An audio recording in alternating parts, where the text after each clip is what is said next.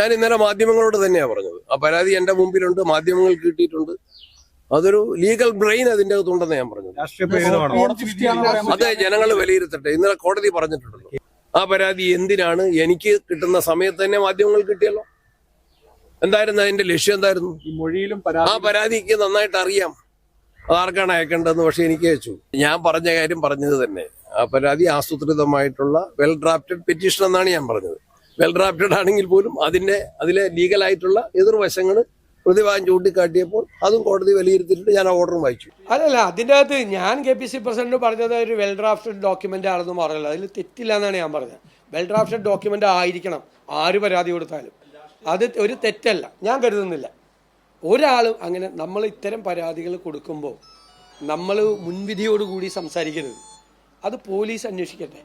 Police അന്വേഷിച്ച് അതിൻ്റെ സത്യാവസ്ഥകൾ പറയട്ടെ. അതൊക്കെ കോടതി നിരവധി വിധികളിലൂടെ പറഞ്ഞിട്ടുള്ള കാര്യമാണ്. ഇനി താമസം ഉണ്ടായിട്ടുണ്ടെങ്കിൽ താമസം ഉണ്ടായതിൻ്റെ കാരണങ്ങൾ എന്താണ് എന്നൊക്കെ പോലീസ് അന്വേഷിച്ച് കോടതിയുടെ മുമ്പാകെ പറയേണ്ട കാര്യങ്ങളാണ്. താമസം ഉണ്ടായി എന്നോർത്ത് 2 കൊല്ലം മുമ്പ് നടത്തിയ ഒരു ഒഫൻസ് അല്ലാതാവുന്നില്ല. ഏത് ഒഫൻസ് ആണെങ്കിൽ, ഞാൻ ഈ കേസ് മാത്രം പറഞ്ഞല്ല. രണ്ടാം ഘട്ടം തദ്ദേശ തെരഞ്ഞെടുപ്പ് ഇന്നാണ് നടന്നത്. ഇന്ന് രാവിലെ കോൺഗ്രസിൽ KPCC അധ്യക്ഷനും പ്രതിപക്ഷ നേതാവും ഒരേ വിഷയത്തിൽ, അതായത് പാലക്കാട് MLA രാഹുൽ മാങ്കൂട്ടവുമായി ബന്ധപ്പെട്ട മാങ്കൂട്ടത്തിനെതിരായ 2ാം കേസുമായി ബന്ധപ്പെട്ട 2 നിലപാടുകൾ, വ്യത്യസ്തമായ നിലപാടുകൾ പങ്കുവെക്കുന്നതാണ് കണ്ടത്. അത് വലിയ തോതിൽ വളരെ പ്രധാനപ്പെട്ട വാർത്തയായി ഇന്ന് രാവിലെ മുതൽ വൈകുന്നേരം വരെയും ഇപ്പോഴും നിൽക്കുമ്പോഴാണ് വൈകിട്ട് വോട്ടെടുപ്പ് അവസാനിക്കാറാകുമ്പോൾ രാഹുൽ മാങ്കൂട്ടം ഒളിവിൽ നിന്ന് പുറത്തിറങ്ങി പോളിംഗ് ബൂത്തിൽ ഇന്ന് പ്രത്യക്ഷപ്പെട്ടത്. ഇന്ന് രാവിലെ മുഖ്യമന്ത്രിയുടെ ഭാഗത്തു നിന്ന് അതിശക്തമായ വിമർശനവും നിരീക്ഷണവും ചില ശക്തമായ മുന്നറിയിപ്പുകളുമൊക്കെ വന്നതിനെ തുടർന്നാണ് പ്രതിപക്ഷ നേതാവിന് ഈ വിധം ഇങ്ങനൊരു പരസ്യ നിലപാട് എടുക്കേണ്ടി വന്നത് എന്നതും ശ്രദ്ധേയമാണ്. ഇന്ന് അതിന് വഴിവെച്ചത്, ഈ ചർച്ചകൾക്കും വിവാദങ്ങൾക്കും വഴിവെച്ചത്, തുടക്കം കുറിച്ചത് KPCC പ്രസിഡന്റ് സണ്ണി ജോസഫ് തന്നെയാണ്. സണ്ണി ജോസഫ് ഇങ്ങനെയൊക്കെ രാവിലെ വെൽ ഡ്രാഫ്റ്റഡ് ആയിട്ടുള്ള ഒരു പരാതി അദ്ദേഹത്തിന് അയച്ചു കൊടുത്തു. അത് പോലീസിലേക്ക് വന്നു. അതിലൊരു വലിയ പരിഭവം ഉള്ള ഒരാളെ പോലെയാണ് ഇന്ന് പ്രതിപക്ഷ നേതാവ്, ഇന്ന് KPCC പ്രസിഡന്റ് പെരുമാറിയത് അല്ലെങ്കിൽ പ്രതികരിച്ചത്. ഇതേ തുടർന്നാണ് വളരെ ശക്തമായ വിമർശനം മുഖ്യമന്ത്രിയുടെ ഭാഗത്തു നിന്നും ഇന്ന് കണ്ണൂരിൽ ഉണ്ടായത്. അതേ തുടർന്നാണ് പ്രതിപക്ഷ നേതാവിന് ഇങ്ങനെ ഒരു സ്റ്റാൻഡ് എടുക്കേണ്ടി വന്നത്. ഏതായാലും തദ്ദേശ തെരഞ്ഞെടുപ്പ് പൂർത്തിയായിരിക്കുകയാണ്. 2ാം ഘട്ടത്തിൽ 7 ജില്ലകളിലും 75% കടന്ന് മികച്ച പോളിംഗ് ആയിരുന്നു. കേരളത്തിൻ്റെ മാറ്റവും മുന്നേറ്റവും മുഖ്യ വിഷയമായ തെരഞ്ഞെടുപ്പിൽ LDF ഊന്നൽ ഭരണ മികവിൽ തന്നെയായിരുന്നു. UDFനും NDAയ്ക്കും വികസനത്തിലും ക്ഷേമത്തിലും ബദൽ കാഴ്ചപ്പാടുകൾ അവതരിപ്പിക്കാനായില്ല. ജനം പണ്ടേ തള്ളിയ ആരോപണങ്ങളും ആധികാരികത ലെവലേശമില്ലാത്ത പ്രചാരണങ്ങളും നേട്ടം കൊണ്ടുവരുമെന്നാണ് ഇരു പ്രതിപക്ഷ മുന്നണികളുടെയും പ്രതീക്ഷ. ശബരിമല മോഷണത്തെ പ്രചാരണ വിഷയമാക്കാൻ കിണഞ്ഞു പരിശ്രമിച്ചു. പക്ഷേ മുഖ്യ വിഷയമാക്കി മാറ്റാൻ കഴിയാതെ പോയി. അതിന് കാരണങ്ങൾ പലതാണ്. ഹൈക്കോടതി ഡിവിഷൻ ബെഞ്ച് തന്നെ അംഗീകരിച്ച ദേവസ്വം വിജിലൻസിൻ്റെ കണ്ടെത്തലുകളാണ് തുടരന്വേഷണത്തിൻ്റെ അടിത്തറ. സർക്കാരിൻ്റെ നടപടികളിൽ ഹൈക്കോടതി യാതൊരുവിധ അതൃപ്തിയും പറയാതിരുന്നതും മുഖ്യ വിഷയമാക്കി മാറ്റുന്നതിന് തടസ്സമായി. ലീഗ് കാർമ്മികത്വത്തിൽ കോൺഗ്രസ് ജമാഅത്തെ ഇസ്ലാമി വെൽഫെയർ പാർട്ടി പരസ്യധാരണ തെരഞ്ഞെടുപ്പിൽ കോൺഗ്രസിന് തിരിച്ചടിയാകുമോ? LDF ഗൗരവമുള്ള പ്രശ്നമായി ഇതിനെ വോട്ടർമാർക്ക് മുന്നിൽ അവതരിപ്പിച്ചു. രാഹുൽ മാങ്കൂട്ടം തെരഞ്ഞെടുപ്പ് വിഷയമായതും UDFന് തലവേദനയായി. UDF കൺവീനറുടെ തുടർച്ചയായ സ്ത്രീവിരുദ്ധ പരാമർശങ്ങൾ മുന്നണിക്ക് ബാധ്യതയായി. രാഹുലിനെതിരെ വെൽ ഡ്രാഫ്റ്റഡായി പരാതി നൽകിയതിൽ പരിഭവിക്കുന്ന KPCC പ്രസിഡന്റിനെ തെരഞ്ഞെടുപ്പ് ദിവസം കണ്ടു. ഇതിനെല്ലാം ഒടുവിൽ വോട്ടെടുപ്പ് അവസാനിക്കുന്നതിന് തൊട്ടു മുൻപ് ഒളിവിൽ നിന്നും പാലക്കാട് പോളിംഗ് ബൂത്തിൽ പൊങ്ങിയ MLAയെയും കണ്ടു. അവസാന വോട്ടറായി എത്തിയതിൻ്റെ പൊളിറ്റിക്കൽ ഗുട്ടൻസ് വ്യക്തമാണ്. സണ്ണി ജോസഫ് പറഞ്ഞ പോലെ വെൽ ഡ്രാഫ്റ്റഡ് വരവ്. പോളിംഗ് തീരും മുൻപ് അവസാന മണിക്കൂറിലെ വോട്ടറാവാൻ തീരുമാനിച്ചത് ഏതായാലും നന്നായി. രാവിലെയോ ഉച്ചയ്ക്കോ മാങ്കൂട്ടം വോട്ട് ചെയ്യാൻ വന്നാൽ വോട്ട് ഇനിയും പോകുമെന്ന ബോധ്യം നേതാക്കൾക്കുള്ളത് നാട്ടുകാർക്കും ബോധ്യമായി. പുറത്താക്കിയ മാങ്കൂട്ടത്തെ ചുമന്നെതിരേറ്റ് പോളിംഗ് ബൂത്തിൽ എത്തിച്ചത് പാലക്കാട്ടെ ഖദർധാരികളാണല്ലോ. ഈ നാടകങ്ങൾക്കെല്ലാം അപ്പുറം നവകേരളത്തെ നയിക്കാൻ ഇനിയും വേണ്ടത് ആരെയാണ്? ജനഹിതം ഉത്തരം പറയട്ടെ. ഇന്ന് ഈ ചർച്ചയിൽ പങ്കെടുക്കുന്നത് അഡ്വക്കേറ്റ് സേനാപതി വേണു, കോൺഗ്രസ്; അഡ്വക്കേറ്റ് നിബിൻ കൃഷ്ണ, BJP;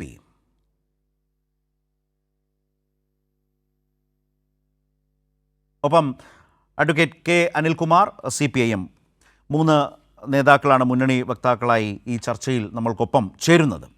ഞാൻ ആദ്യം ശ്രീ സേനാപതിയിലേക്ക്. ശ്രീ സേനാപതി, ഏതായാലും ഇന്ന് വോട്ടെടുപ്പ് അവസാനിക്കുന്നതിൻ്റെ അവസാന മണിക്കൂറിലേക്കുള്ള ആ വരവ്, രാഹുൽ മാങ്കൂട്ടത്തിൻ്റെ വരവ്, അതൊരു വെൽ ഡ്രാഫ്റ്റഡ് വരവ് തന്നെയാണ്. രാവിലെയോ ഉച്ചയ്ക്കോ ഞാനിപ്പോൾ പറഞ്ഞ പോലെ വന്ന് വോട്ട് ചെയ്തിരുന്നെങ്കിൽ കുറേ വോട്ട് കൂടി പോകും എന്ന നേതാക്കളുടെ ആശങ്കയെ ശരിവെക്കുന്ന ഒരു വരവായിരുന്നു വന്നത് ഏറ്റവും അവസാനം. വലിയ പൊല്ലാപ്പില്ലാതെ, കാരണം ആളുകൾ കുറേയൊക്കെ വോട്ട് ചെയ്തങ്ങ് ഏതാണ്ട് പൂർണ്ണമായി ഫിനിഷ് ചെയ്യുന്നൊരു ഘട്ടത്തിലായല്ലോ. അതുകൊണ്ട് അപ്പോൾ ആ നിലയിൽ വെൽ ഡ്രാഫ്റ്റഡ് വരവ് എന്ന് പറയുന്നതിനെ സാധൂകരിക്കുന്നതാണ് പാലക്കാട്ട് കണ്ടതും. MLA രാഹുൽ മാങ്കൂട്ടത്തെ ബൂത്തിലെത്തിച്ചതും കൊണ്ടുപോയതും ഒക്കെ കണ്ടതാണ്. സേനാപതി അല്ല, ഒന്ന് ശരത്തെ പുറത്താക്കിയ രാഹുൽ മാങ്കൂട്ടത്തെയാണ്. ശരി, പറഞ്ഞു. അതെ, ഞങ്ങളുടെ പാർട്ടിയിൽ ഉള്ള ഒരാളല്ല. അത് തന്നെയുമല്ല, ആ ഞാൻ ആ വിഷയത്തെക്കുറിച്ച് കൂടുതലായിട്ട് ചർച്ച ചെയ്യാൻ ആഗ്രഹിക്കുന്നില്ല. ഈ വേണ്ട, പക്ഷേ വേണ്ട, ശരിയാണ്. പക്ഷേ തെരഞ്ഞെടുപ്പ് ദിവസം പറയാതിരിക്കാൻ കഴിയാത്ത വിധം രാഷ്ട്രീയം പറഞ്ഞു തുടങ്ങിയതാരാണ്? KPC പ്രസിഡന്റാണ് ഈ വിഷയത്തിൽ. വെൽ ഡ്രാഫ്റ്റഡ് എന്ന് പറഞ്ഞ് ആ പരാതിയെ വേറൊരു തരത്തിൽ സംശയദൃഷ്ടിയോടെ കണ്ടത് അദ്ദേഹമാണ്. ഇന്ന് വൈകിട്ട് പാലക്കാട്ട് ആ MLA, കോൺഗ്രസ് പുറത്താക്കിയ MLA രാഹുൽ മാങ്കൂട്ടത്തിനെ അവിടെ കൊണ്ടുപോയതാകെയും കോൺഗ്രസ് പ്രവർത്തകരാണ്. അതിന് കോൺഗ്രസ് സമാധാനം പറയണ്ടേ? അല്ല, ഞാൻ പറഞ്ഞല്ലോ, ആ KPCC പ്രസിഡന്റിന് കിട്ടിയ പരാതി അത് അദ്ദേഹം യഥാസമയം അറിയിക്കേണ്ട ആളുകളെ അറിയിച്ചു. അതിനുള്ള തുടർ നടപടികൾ സ്വീകരിച്ചിരിക്കുന്നു. കോടതി പ്രതിക്ക് ജാമ്യവും കൊടുത്തിരിക്കുന്നു. ഇനി തുടർ നടപടികൾ കോടതി സ്വീകരിക്കട്ടെ. ഇനി അതല്ല, വേറൊരാൾ കൊടുത്ത പരാതി എന്തുകൊണ്ട് ആ സമയത്ത് കൊടുത്തില്ല എന്നുള്ളതല്ല നമ്മുടെ ചർച്ച. നമുക്ക് ഇപ്പൊ ചർച്ച ചെയ്യേണ്ടത്, ഇപ്പൊ നമ്മളൊരു പ്രീപോൾ ചർച്ചയാണ് നടക്കുന്നത്. അല്ല, അതിലൊരു വിഷയം, ഒരു ഘടകം, ഒരു വിഷയത്തെക്കുറിച്ചാണ് ഞാൻ ചോദിച്ചത്. അല്ല, ആയിക്കോട്ടെ. അപ്പൊ ഞാൻ പറഞ്ഞു വന്നത്, ഇതൊക്കെ നമുക്ക് പുട്ടിന് പീര പോലെ ചർച്ച ചെയ്യാം എന്നുള്ളതേ ഉള്ളൂ. അല്ല സേനാപതി, ഇന്ന് ഈ വിഷയത്തിന് ഏറ്റവും വലിയ ഓപ്പണിംഗ് കൊടുത്തയാൾ KPCC പ്രസിഡന്റാണ്. KPCC പ്രസിഡന്റ് പറഞ്ഞതല്ല ശരി എന്ന് പറഞ്ഞയാൾ പ്രതിപക്ഷ നേതാവാണ്. ഇതൊക്കെ കേരളത്തിൻ്റെ മുമ്പിലാണ്. എല്ലാവരും ചർച്ച ചെയ്യുന്നതിൽ അങ്ങനൊരു ഭിന്നത കോൺഗ്രസിനകത്ത്, വ്യത്യസ്ത നിലപാട് എങ്ങനെ വന്നു? അവിടെയാണ് ഏറ്റവും അവസാനം രാഹുൽ വരുന്നതിന് പിന്നിലത്തെ ഒരു ആലോചന. കാരണം വോട്ടർമാർക്കിടയിൽ വീണ്ടും വോട്ട് നഷ്ടപ്പെടുന്ന ഒരു സാഹചര്യം ഉണ്ടാകരുത് എന്ന ചിന്ത ഉണ്ടായിരുന്നു. അവിടെ രാഹുൽ മാങ്കൂട്ടത്തെ കൊണ്ടുപോയതാകെയും കോൺഗ്രസ് പ്രവർത്തകരായിരുന്നു. പിന്നെ എങ്ങനെ ഇത് പുട്ടിന് പീരയിടുന്ന പോലത്തെ ഒരു വിഷയമാകും? അത് വളരെ കാര്യം, ഒരു തെരഞ്ഞെടുപ്പ് ദിവസത്തെ കാഴ്ചകളല്ലേ. അല്ല, ഇപ്പോൾ രാഹുൽ മാങ്കൂട്ടം കോൺഗ്രസ് പാർട്ടിയിൽ ഇല്ല. അദ്ദേഹം കോൺഗ്രസ് പാർട്ടിയിൽ നിന്ന് പുറത്താക്കപ്പെട്ട ആളാണ്. ഇനി അദ്ദേഹം വോട്ട് ചെയ്യാൻ വരുമോ വരാതിരിക്കുക എന്നുള്ളത് അത് അദ്ദേഹത്തിന്റെ മാത്രം. പിന്നെ എങ്ങനെ കോൺഗ്രസ് പ്രവർത്തകർ അദ്ദേഹത്തെയും കൊണ്ടുപോകുന്നു? അതിപ്പോ ഞാൻ പറഞ്ഞില്ല, ഇപ്പൊ നാട്ടിലുള്ള ആളുകളെ പരിചയക്കാരെങ്കിലും അദ്ദേഹത്തിന്റെ കൂടെ വരുന്നു എന്നുള്ളതൊക്കെ. ഇത് പുറത്താക്കിയ ആളാണ്. അതൊക്കെ അദ്ദേഹവുമായി സൗഹൃദത്തിലുള്ള കാര്യമാണ്. ഇത് സൗഹൃദമല്ലല്ലോ, രാഷ്ട്രീയമല്ലേ. അദ്ദേഹത്തെ കോൺഗ്രസ് പുറത്താക്കി എന്ന് വളരെ വ്യക്തതയോടെ നിങ്ങളൊക്കെ പറയുമ്പോൾ പാലക്കാട്ടെ കോൺഗ്രസ്സുകാർക്ക് അത് അറിയില്ലേ? പുറത്താക്കിയ തീരുമാനത്തെ ധിക്കരിക്കലല്ലേ അങ്ങനെയാണെങ്കിൽ? അല്ല, ഞാൻ പറഞ്ഞല്ലോ, പാലക്കാട് നിങ്ങൾ ഈ പറഞ്ഞ കോൺഗ്രസ്സുകാരല്ലല്ലോ. ഞങ്ങളുടെ ജില്ലാ പ്രസിഡന്റ് ഉണ്ട്, അവിടുന്ന് MP ഉണ്ട്, KPCCയുടെ ഭാരവാഹി. അവർ മാത്രമല്ലല്ലോ, പ്രവർത്തകരുടെ ചേരുന്നതല്ലേ സേനാപതി ഒരു പാർട്ടി, അല്ലാതെ നേതാക്കൾ മാത്രമല്ലല്ലോ. ഞാൻ പറഞ്ഞില്ല, അപ്പോ ഒരു ജനാധിപത്യ പാർട്ടി എന്ന നിലയിൽ ഞങ്ങൾക്കാരെയും എന്താ പറഞ്ഞ വിലക്കാനോ തടയാനോ ഒന്നും പറ്റത്തില്ല. ഏതായാലും ഔദ്യോഗികമായി കോൺഗ്രസ് പാർട്ടി ഇദ്ദേഹത്തെ തെരഞ്ഞെടുപ്പിൽ വോട്ട് ചെയ്യാൻ കൊണ്ടുവരികയോ അല്ലെങ്കിൽ അതിന് വോട്ട് ചെയ്യാൻ പോകണമെന്നുള്ള ഒരു നിലപാട് സ്വീകരിച്ചിട്ടില്ല. അല്ല, പക്ഷേ അവിടുത്തെ പ്രവർത്തകർക്ക് വ്യക്തമായ ധാരണയുണ്ടായിരുന്നു എന്നല്ലേ അതിനർത്ഥം? കാരണം ഈ പറഞ്ഞതുപോലെ പാർട്ടി പുറത്താക്കിയ MLA വരുമ്പോൾ കൃത്യമായി അവർ അവിടെ ഉണ്ടാകുന്നു, അദ്ദേഹത്തെ പോളിംഗ് ബൂത്തിൽ എത്തിക്കുന്നു, അതിനുശേഷം MLA ഓഫീസിലേക്ക് കൊണ്ടുപോകുന്നു എന്ന് പറയുന്നതൊക്കെ ആ ധാരണയുള്ളത് കൊണ്ടാണല്ലോ. അപ്പോൾ നേതാക്കളുടെ അറിവും അനുമതിയും ഇല്ലാതെ പ്രവർത്തകർ അത് ചെയ്യില്ല. അല്ല, ഞാൻ ചോദിക്കട്ടെ ശരത്തെ, അങ്ങനെ ഒരാളെ പ്രത്യേകിച്ച് എത്തിക്കേണ്ട കാര്യമൊന്നുമില്ല. അയാള് കോടതി ജാമ്യം കൊടുത്തിരിക്കുന്ന ഒരാളാണ്. അയാൾക്ക് സഞ്ചാര സ്വാതന്ത്ര്യമൊന്നും ആരും നിഷേധിച്ചിട്ടില്ല. കോടതി പറഞ്ഞിരിക്കുന്നത് ചില വ്യവസ്ഥകൾ, ആ വ്യവസ്ഥകൾ പോലീസ്. അങ്ങനെയുള്ളപ്പോൾ സേനാപതി, കോൺഗ്രസ് പ്രവർത്തകർ അത് പ്രത്യേകം ഞങ്ങൾ കൂടെയുണ്ട്, ഞങ്ങളാണ് MLA കൊണ്ടുവരുന്നതെന്ന് ആളുകളെ ബോധ്യപ്പെടുത്തും വിധത്തിലേക്ക് അങ്ങനെയാണെങ്കിൽ പെരുമാറുന്നത് എന്തിനാണ്? നേതാക്കൾ പറയുന്നു പുറത്താക്കിയ ആളാണ്, അങ്ങനെയാണെങ്കിൽ അകലം പാലിക്കണ്ടേ? അല്ല, ഞാൻ പറഞ്ഞില്ലേ, ഒരാളും അങ്ങനെ ഒരു പാർട്ടിയുടെ ഒരു നിലപാടിന്റെ ഭാഗമായിട്ട് ഒരാളും അങ്ങനെ ഒരു നിലപാട് സ്വീകരിച്ചിട്ടില്ലല്ലോ. അയാൾക്ക് വോട്ട് ചെയ്യാൻ വരാം, ഇനി അയാളുടെ സൗഹൃദമുള്ള ആളുകൾ ആരെങ്കിലും ഉണ്ടെങ്കിൽ അയാളുടെ കൂടെ പോകാം, അയാളോട് സംസാരിക്കാം എന്നുള്ളതല്ലാതെ ഈ കാര്യത്തിൽ ഇപ്പോൾ കോൺഗ്രസ് പാർട്ടിക്ക് അയാളുമായി പാർട്ടിപരമായിട്ടുള്ള ബന്ധങ്ങളില്ല. പാർട്ടിപരമായിട്ട് ഞങ്ങളൊരു കാര്യം. ഞാൻ താങ്കളിലേക്ക് വരാം. ശ്രീ അനിൽകുമാർ, ഇപ്പോൾ സേനാപതി പറയുന്നത് പോലെ ഇതൊരു തെരഞ്ഞെടുപ്പ് ദിവസമാണ്. തെരഞ്ഞെടുപ്പ് ദിവസം ഉണ്ടാകുന്ന സംഭവവികാസങ്ങളും തെരഞ്ഞെടുപ്പിനെ സ്വാധീനിക്കുന്നതാണ്. പക്ഷേ അങ്ങനെ തെരഞ്ഞെടുപ്പിലെ വോട്ടർമാരെ കൂടുതൽ സ്വാധീനിക്കാതിരിക്കത്തക്ക വിധമാണോ രാഹുലിൻ്റെ വരവ്? ഒരു വെൽ ഡ്രാഫ്റ്റഡ് പ്ലാനിംഗ് ആയിരുന്നോ? കാരണം അവസാന മണിക്കൂറിലെ അവസാന വോട്ടർമാരുടെ പട്ടികയിൽപ്പെട്ടാണ് പാലക്കാട്ട് MLA രാഹുൽ മാങ്കൂട്ടം പോളിംഗ് ബൂത്തിൽ എത്തിയത്. ബാക്കി കാര്യങ്ങളൊക്കെ ഞാനിവിടെ സൂചിപ്പിച്ചല്ലോ. രാവിലെ ഇന്ന് KPCC പ്രസിഡന്റ് പറഞ്ഞത്, അതിന് ഭിന്നമായി പ്രതിപക്ഷ നേതാവിന് പറയേണ്ടി വന്നത്. KPCC പ്രസിഡന്റ് പറഞ്ഞതുകൊണ്ട് മുഖ്യമന്ത്രി വളരെ ശക്തവും വ്യക്തവുമായി നൽകിയ ചില മുന്നറിയിപ്പുകളും രാഷ്ട്രീയ വിമർശനങ്ങളും കോൺഗ്രസ് നേതൃത്വവുമായി ബന്ധപ്പെട്ടുണ്ട്. അപ്പോൾ സേനാപതി ഇപ്പോൾ ഈ വിഷയത്തെ ലഘൂകരിച്ചുകൊണ്ട് പറയാൻ ശ്രമിക്കുന്ന വിശദീകരണങ്ങൾ മതിയാകുമോ?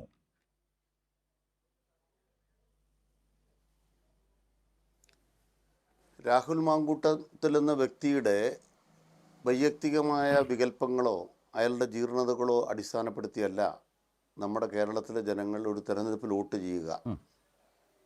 പക്ഷേ അടിസ്ഥാന പ്രശ്നം സംസ്ഥാന സർക്കാരിനെതിരായി നുണകളുടെ നിർമ്മിതിയിൽ കടന്നാക്രമണം നടത്തിക്കൊണ്ടിരുന്ന UDF വ്യാജങ്ങൾ ഉൽപ്പാദിപ്പിച്ച് അതിൻ്റെ ഭാഗമായി മുഖ്യമന്ത്രിക്കെതിരായും CPM-നെതിരായും ഇടതുപക്ഷ ജനാധിപത്യത്തിനെതിരായും ഒരു വികാര തരംഗങ്ങളുണ്ടാക്കി വെറുപ്പുൽപ്പാദിപ്പിച്ച് വന്നിരുന്ന പ്രതിപക്ഷത്തിന് ആ വെറുപ്പുൽപ്പാദിപ്പിക്കാനുള്ള ശേഷിയാണ് നഷ്ടപ്പെട്ടത്.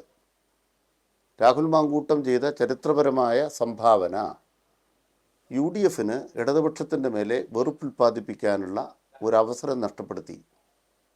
എങ്ങനെയാണ് LDF തുടർഭരണം നിഷേധിക്കപ്പെടുന്നത്? എല്ലാ കാലത്തും ഇടതുപക്ഷ ഗവൺമെൻറ്റുകൾ മികവാർന്ന ഗവൺമെൻറ്റുകളായിരുന്നു. നയനാർ സർക്കാരുകളെടുത്താൽ, VS സർക്കാരെടുത്താൽ, 2 EMS സർക്കാരുകൾക്കും കാലാവധി പൂർത്തിയാക്കാൻ കഴിയാതിരുന്നത് ആ കാലഘട്ടത്തിലെ ദേശീയ രാഷ്ട്രീയ സാഹചര്യത്തിലെ കോൺഗ്രസിൻ്റെ കരുത്തുകൊണ്ടാണ്. പക്ഷെ കോൺഗ്രസ് പിന്നെ ദുർബലമായതോടുകൂടി ഇടതുപക്ഷത്തിന് കേരളത്തിൽ അധികാരത്തിൽ വരുമ്പോൾ കാലാവധി തികയ്ക്കാനാകും എന്ന സാഹചര്യത്തിലേക്ക് വന്നു. പിന്നീടാണ് ഇപ്പോൾ BJPയുടെ അധികാരാരോഹണം വരുന്നത്. BJPയുടെ അധികാരാരോഹണം വരുമ്പോൾ നമ്മൾ കാണുന്നത് എന്താണ്? പലതരത്തിൽ ഈ സർക്കാരിനെ ദുർബലപ്പെടുത്താൻ കേന്ദ്രത്തിൽ നിന്ന് കടന്നാക്രമണം ശക്തമാണ്. പക്ഷേ SR ബോംബെ കേസിന് ശേഷം സംസ്ഥാന സർക്കാരിനെ അങ്ങനെ തകർക്കാനാവാത്ത സാഹചര്യം വരുന്നു. അപ്പോൾ തെരഞ്ഞെടുപ്പിന് ശേഷം ഒരു തെരഞ്ഞെടുപ്പ് രംഗത്ത് ഇടതുപക്ഷത്തെ ദുർബലപ്പെടുത്താൻ ഇടതുപക്ഷത്തോട് അനാവശ്യമായൊരു ഭയം, ഇടതുപക്ഷത്തെക്കുറിച്ച് അനാവശ്യമായ വെറുപ്പ്, വസ്തുതാവിരുദ്ധമായ ആഖ്യാനങ്ങളുടെ പിൻബലത്തിൽ ഒരു പ്രൊപ്പഗൻഡ സെറ്റ് ചെയ്യുക, ഇതായിരുന്നു പരിശ്രമിച്ചു വന്നിരുന്നത്. ആ കാലഘട്ടം അവസാനിച്ചിരിക്കുന്നു. പ്രൊപ്പഗൻഡ സെറ്റ് ചെയ്യാൻ ഇപ്പോൾ ഇടതുപക്ഷത്തിനെതിരായി സാധിക്കാത്ത സാഹചര്യം വന്നു. രണ്ടാമത്തെ പ്രധാനപ്പെട്ട പ്രശ്നം, കോൺഗ്രസിലെ മഹാനേതാക്കളുടെ ഒരു തലമുറ അവസാനിക്കുകയാണ്.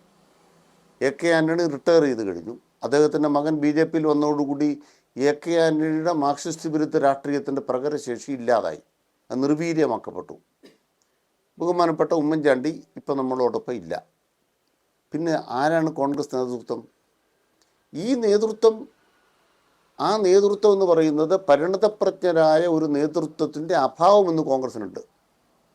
അതിൻ്റെ ഏറ്റവും ദുർബലനായൊരു KPC പ്രസിഡന്റ് വന്നിരിക്കുന്നു, സുധാകരനേക്കാൾ ദുർബലൻ. അപ്പോൾ എന്ത് വേണം? അദ്ദേഹം താല്പര്യങ്ങളുടെ തടവുകാരനാണ്. എങ്ങനെ താല്പര്യങ്ങളുടെ തടവുകാരനായി? ഷാഫി പറമ്പിലും ഇപ്പോൾ ഈ MLAയും അടക്കമുള്ള ആളുകൾ ഉൾപ്പെടുന്ന ഒരു സംഘമുണ്ട്. അവരുടെ കയ്യിൽ പണമുണ്ട്. അവർക്ക് കൃത്യമായിട്ടും അജണ്ട സെറ്റ് ചെയ്യാൻ കഴിയുന്ന ഒരു സംവിധാനമുണ്ട്. അതിൻ്റെ ഭാഗമായി അവരുടെ PR ടീം വർക്ക് ചെയ്യുന്നു, നവമാധ്യമ പ്രവർത്തകരുണ്ടാകുന്നു. എല്ലാ രംഗത്തും മാനിപ്പുലേഷനാണ്. ഈ മാനിപ്പുലേറ്റ് ചെയ്യുന്നവർക്കിടയിൽ കടുത്ത കലഹം നടക്കുകയാണ്. അപ്പോൾ പ്രതിപക്ഷ നേതാവ് ഒരു പൊസിഷൻ എടുത്തു. അപ്പോൾ പ്രതിപക്ഷ നേതാവിനെ ദുർബലപ്പെടുത്താനായിട്ടുള്ള നീക്കം അതിൻ്റെ അകത്ത് തന്നെ നടത്തുന്നു. അതാണ് കാണുന്നത്. ശ്രദ്ധിക്കേണ്ട കാര്യം എന്താണെന്ന് വെച്ചാൽ, ഒന്ന്, അടൂർ പ്രകാശ് വെറുതെ പറയുന്നതാണോ? ശബരിമലയുമായി ബന്ധപ്പെട്ട് ഈ പോറ്റി എൻ്റെ സ്വന്തം പോറ്റിയാണെന്ന് പറയുകയാണ്. അപ്പോൾ ശബരിമലയുമായി ബന്ധപ്പെട്ട് ഷാഫി പറമ്പിൽ സംസാരിക്കുമ്പോൾ ഏത് കൊള്ളക്കാരനെ കുറിച്ചാണ് പറയണത്? അടൂർ പ്രകാശിൻ്റെ സ്വന്തം പോറ്റിയെക്കുറിച്ചാണ് അവർ പറയുന്നത്. മറുഭാഗത്ത് ദിലീപിന് നീതി കിട്ടി, അത് നാക്കുവഴിയല്ലല്ലോ. നമ്മൾ അതിജീവിതക്കൊപ്പമാണെന്ന് പറയുമ്പോഴും ആരാണ് നമ്മൾ, എന്താണ് നമ്മൾ? ഇനി സർക്കാർ എങ്ങനെ അപ്പീൽ കൊടുത്താൽ അടുത്ത സർക്കാർ ഞങ്ങൾ അധികാരത്തിൽ വരാൻ ആഗ്രഹിക്കുന്നത് ആ അപ്പീൽ പിൻവലിക്കാനായിരിക്കും. ഇതല്ലേ ആ പറഞ്ഞതിൻ്റെ അർത്ഥം? അതിജീവിതയ്ക്കൊപ്പം ഞങ്ങൾ നിൽക്കില്ല, ദിലീപിനെതിരായ അപ്പീൽ പിൻവലിക്കലായിരിക്കും ആദ്യ നടപടി എന്നല്ലേ ഇവരുടെ ആഖ്യാനം. ഇതല്ലേ അവരുടെ സ്ത്രീപക്ഷം. ഇന്നിപ്പോൾ ഉണ്ടായ കാര്യം എന്താണ്? കോൺഗ്രസിൽ നിന്ന് പുറത്താക്കപ്പെട്ട ഒരാളെക്കുറിച്ചാണ് ഒരു പരാതി വന്നപ്പോൾ നേരെ അങ്ങോട്ട് നടപടിയെടുക്കുന്നത്, അത് അയച്ചു കൊടുക്കുന്നത്.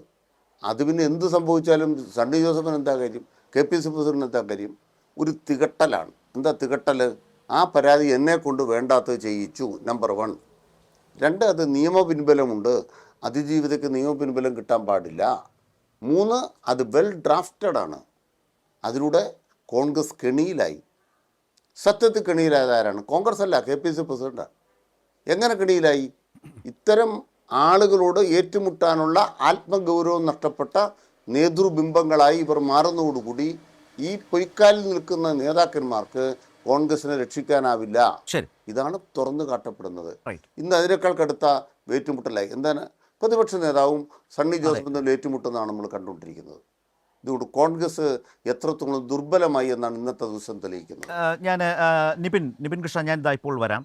ഞാൻ സേനാപതി ഇതിനൊന്ന് മറുപടി പറയേണ്ടതുണ്ട്. ഒന്ന്, UDF കൺവീനറായിട്ടുള്ള അടൂർ പ്രകാശിൻ്റെ നിരന്തരമായ പ്രസ്താവനകൾ നിങ്ങളുടെ മുന്നണിക്ക് തന്നെ ഒരു ബാധ്യതയായി മാറുന്നു.